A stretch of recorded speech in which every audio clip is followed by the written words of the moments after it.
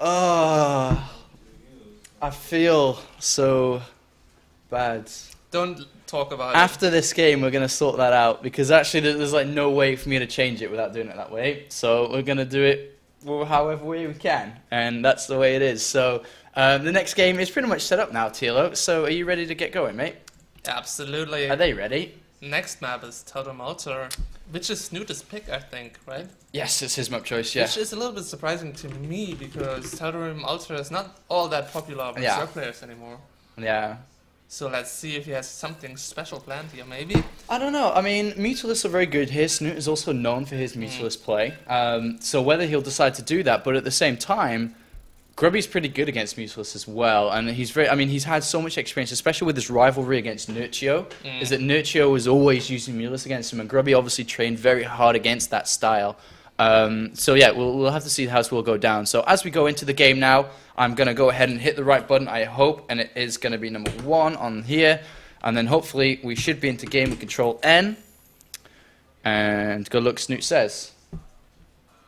And we are into game. So on the top right, we do have Snute as the red Zerg, and also down in the bottom right, we do have Grubby as the green Protoss. Yeah, and those positions are quite good for Grubby indeed. He's going to be able to expand towards Snute with his natural already. His third base is quite close too. Mutas are going to be very close and be able to come, well, to connect to Grubby's bases quite quickly. The reinforcements are going to be quite quick too, but still, I think those positions are quite hard to deal with as a Zerg player. Yeah. You can go for like a really strong 2 or 3 Colossus timing attack and then kind of walk up the natural, do damage there. In general, of course, you would like to spawn cross positions as a Zerg player here, but that's only the case in 1/3 of the cases, I think. So, looking good for Grubby already. He's going to be happy to see creep here. Snute can't go hatchery first, which some people would do in Totem Altar. Yeah. And Grubby is probably just going to go for Nexus first. Alright, so apparently, I'm not even sure if we're actually into the game, and we actually weren't again, and I don't know why that hotkey isn't working, but we'll fix it after, guys. Anyway, into the game we do go now, and you can actually finally see the players. What I'm talking about. And what you're talking about. And there we do have the spawner pull down, and obviously shortly an expansion coming. And Grubby actually decided, because he did scout relatively early, he's going to throw down that forge. Kind of a late time, and he actually, depending, I mean, on the kind of pull scout, do you reckon he could have gone Nexus first here? I think so, to be honest. What you can do is, it's a little bit risky, but if you have a lot of confidence in the Protoss player, yeah, you can build a pylon at the natural, and then you kind of force the third player to use those Zerglings to take out the pylon. Because if he doesn't know what's going on yet, and he can't just blindly run in with the Zerglings, assuming this Nexus first, and then not plant down his hatchery in case it wasn't. So it's no big deal. Grubby's going down for Nexus after Forge now, and still no expansion for Snute. Grubby should definitely go for a pylon block. He got his Nexus down. It's not going to delay his anything for him now. Let's see if he does it. He's just on patrol move right now, and look at the amount of minerals that Snute has like saved up ready for that expansion right now. It's 450 or so, and he's still got over 200. So that's obviously really high. I guess he can throw down a second queen right now, or he can immediately expand once again. Yeah, that's the problem of Tolerant, because there's no real comfortable third base as a circle, which is not easily killed by some kind of all-in. You would have to take out the rocks of the third base, and the fourth base is kind of far away from you, and looks like Snute is gonna expand to the 12 o'clock position here, gonna take that base. The question is Grubby gonna try to hide a probe outside, get a pylon on that cliff maybe, or go for some Stargate play? Does he have any, well, I mean, if he tries to run a probe out, I mean, he could actually run it to the right, I guess, but there it is actually picked up. And it's going to be found, but the thing is, though, he can actually still get the scouting information if he goes, because there's obviously no speed coming. Yeah, but you can't plant down pylon. Yeah. I think Grubby's just gonna try to chase away with those Zerglings now and get the probe out, yes. Yeah. Question is Snute gonna discover the base? If you don't have speed yet, it takes a long time to cover all the space on the map to find out where the probe is actually going. He spotted it with the watchtower, so he has a general idea. Grubby just wants to find out if there's a base on the 12 o'clock position, I think. If you look at the direction the probe is going. I mean, do you think that What do you reckon Grubby's playstyle is going to be? Do you think it'll be just reactionary or kind of aggressive once again? I mean, actually, now that I say that, he's thrown down... oh, actually, I was going to say thrown down a third gas, but it looks like a second gas just onto the natural. I mean, he also could play some Colossus style very viable here, if he... Obviously, because of the way that he's spawned, he can just go straight up, but there's a lot of Lings just spawned, and that's going to be a little bit... Do you reckon that's a little bit confusing for Grubby? Yeah, absolutely. Snute is only on 22 drones. Snute made those Lings really early on. I guess he wanted to make sure nothing like the first game happens. Actually, he throws down the evolution chamber early too. Wants to get Carapace maybe against Fast +1, and look at how careful Grubby is. He sees all those Lings, and he's preparing to make a huge. Yeah, that's really. And he had a probe here that was alive, but it got picked off. And there's two ways you can look at that. Number one, you can be like, all right, well, that's still a lot of Lings, but then number two is why the Lings up here. So Grubby could also be like, all right, well, you know, is he going to be aggressive with the amount of Lings he has, or are they just purely up there to kill the rocks? And right now, you know, Grubby has no scouting information whatsoever, and like you said, is playing very, very cautious right now. And this actually could benefit Snute a lot, the way that Grubby is playing right now, because he's going to be, if he takes a fourth base incredibly fast, I mean, that would be incredible. I mean, I don't even know what to think about that. But the Bailey Nest has gone down, so by the looks of it, I wouldn't be surprised if we saw him go up to lair soon, and I'm actually seeing him go for this more traditional style. It's actually not the Bailey Nest, it's the second evolution chamber. Now it's the Bailey Nest. Though. Oh, really? Yeah. Oh, okay. So it's like kind of common for Snute to play like a Ling Bailey heavy style. Yeah. I'm not so sure if it's gonna work out so well though in Tautori Malta like that. I like how Grubby built that wall though. I mean, he would have to kill basically 2 layers of buildings to get in there. There's a little bit of a weak point, I guess. The forge and the pylon is not that strong. Yeah. It takes out a Stalker. That was unnecessary for Grubby for sure. I mean, against this kind of style, this Ling heavy style, I mean, you obviously want to be having Colossus into the mix, which it looks like Grubby's going to be trying to go for with 4 gases.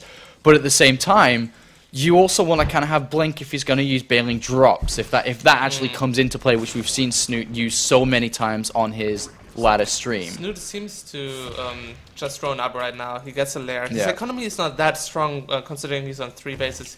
He has 53 drones, but the problem if you go Ling heavy is one resource that is very rare for you is lava, basically, because you need a ton of them. You can't make that many drones sometimes. 5 sellers moving out now. They have +1 already. Yeah. +1 is gonna finish for Lings, but it's still very heavily in favor for sellers if you have +1 against +1, of course.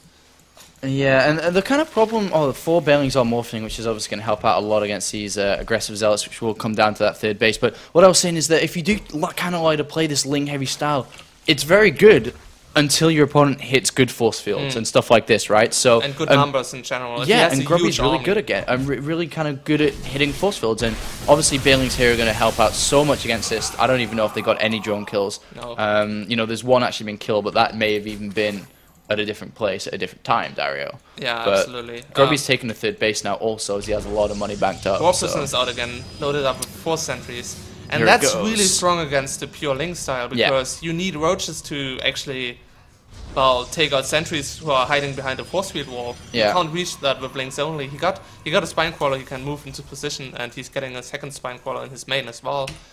A roach run is on its way, and the spire at the third base. So Snute is preparing for everything right now, but that Warp Prison, I think, is gonna do some damage. Yeah, and here it comes now with 4 sentries, and once again... Lings are intercepting, okay. Yeah, there was an overlord, it did cross an overlord path, actually.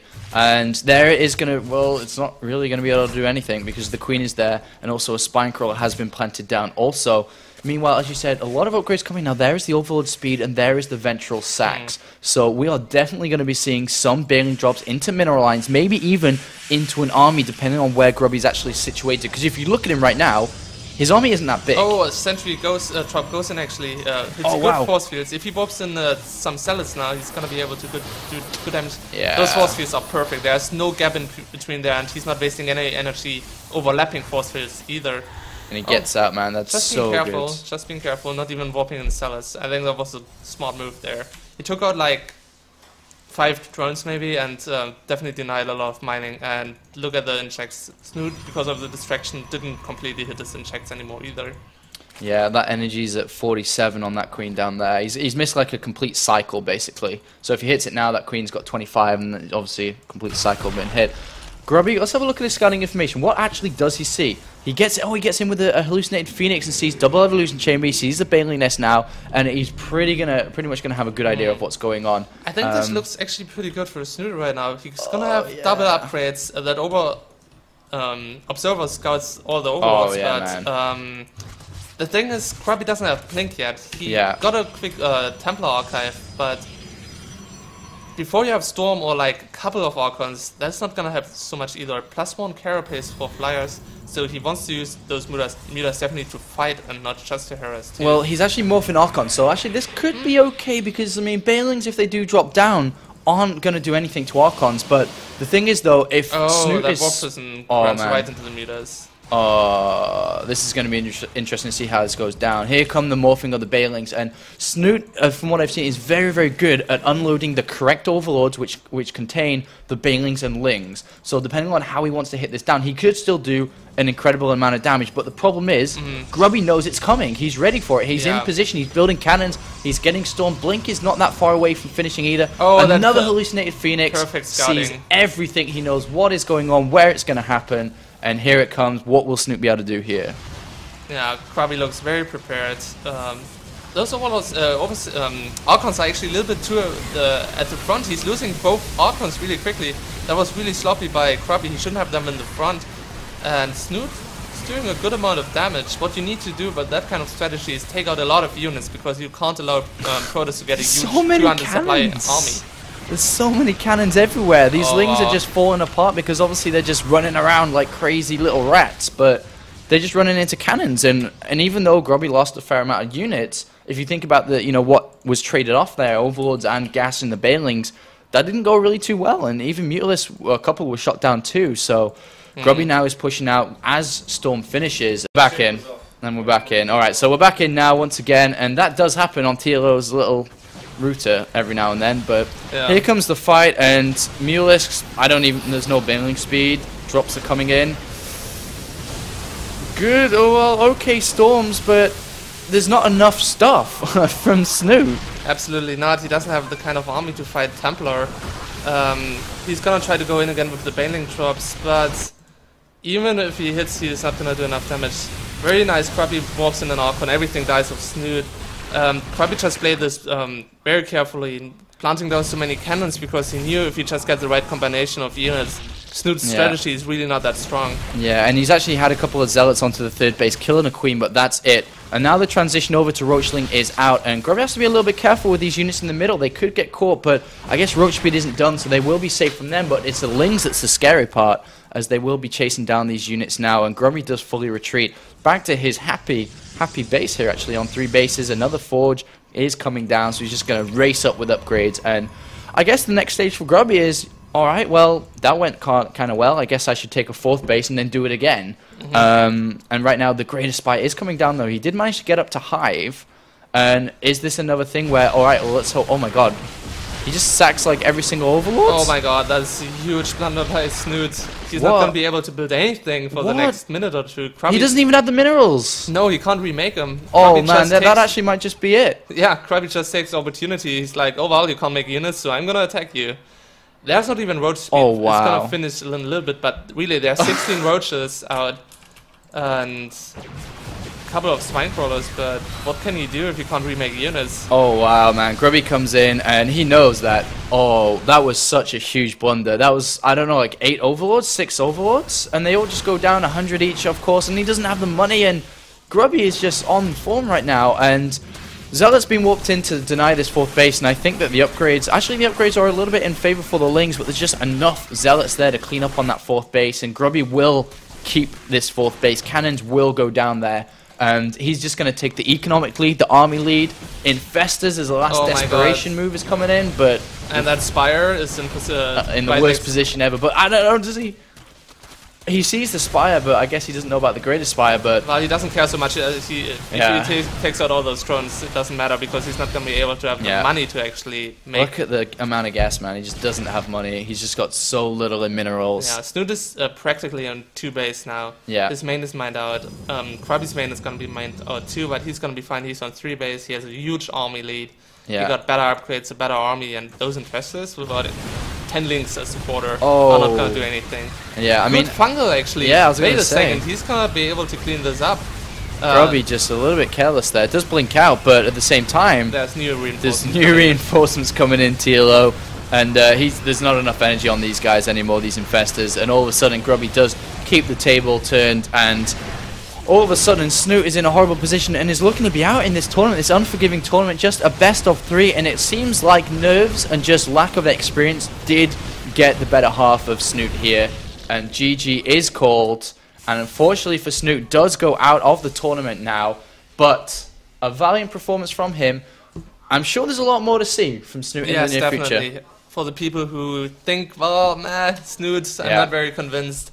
Yeah, he's very new to the top of the scene, I guess, and I think we'll see more of him and better performances by him. Yeah, absolutely. And if you guys want to follow track of Snute, and if you want to follow his progress in 2012, which I'm sure you should do, please follow him on Twitter, which is @GLSnute.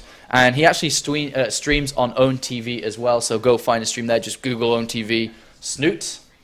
And then we will be back very, very shortly because we're just going to fix a couple of things. If you may have noticed, there may be a couple of technical things we have to sort out. Yes. So we're just going to turn off the stream for a couple of minutes. But we will be back very, very shortly with game number 2, which is going to be between Empire Cass and Dignitas Bling. That's going to be a very good matchup. Yeah, man. Both of these guys, I mean, Bling has just been getting better and better and better as every day passes by. And it's Cass, man. It's Cass. The Destroyer, the Machine is here to play, so... don't go to it, guys. Again, though, TVP, not his best matchup. I think TVC, he's much stronger. So, your teammate playing has pretty good chances. I think he's playing very strongly. It's going to be a very good matchup, for sure. So, don't go to it, guys. We'll be back in the next couple of minutes while we fix these problems out. So, thank you. Stay tuned, and we'll be right back.